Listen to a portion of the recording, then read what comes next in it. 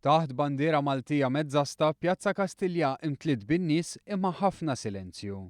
Silenzju li bih Malta jnaqdet ma' oħrajn madwar id-dinja, inkluż Pariġi, b'solidarjetà traġedja ta' nhar il-ġimgħa fil-kapitali Franċiża. Ftit qabel it-tokki ta' nofsinhar inġabru l-ogħla awtoritajiet Maltin flimkien mal-ambaxxatriċi ta' Franza f'Malta u bosta Maltin u Franċiżi. U wara l-minuta silenzju kantaw flimkien lin-nijiet rispettivi taż-żewġ pajjiżi.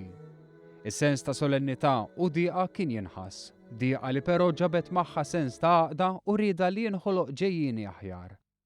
Ħadna l-kummenti tal-ambaxxatriċi ta' Franza għal Malta li sostniet li d-dinja qed turi s-saħħa u l-għaqda fi prinċipji bħal libertà u l-ugwaljanza.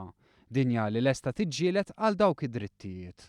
This is not going to divide us. We're not going to give in to racism, to xenophobia, to fear.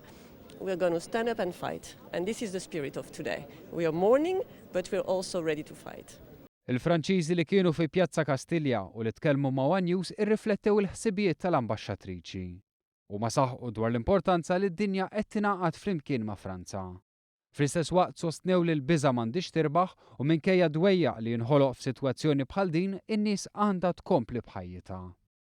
It's a really bad moment, but it's good to feeling other with us.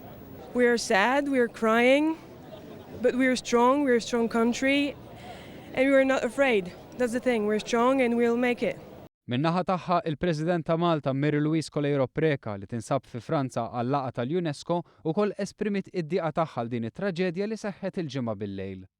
Fil-bini tal-UNESCO ma' dinjitari oħra, il-President ukoll ħadet sehem fil-minuta silenzju li bdiet mat-tokki ta' nofsinhar.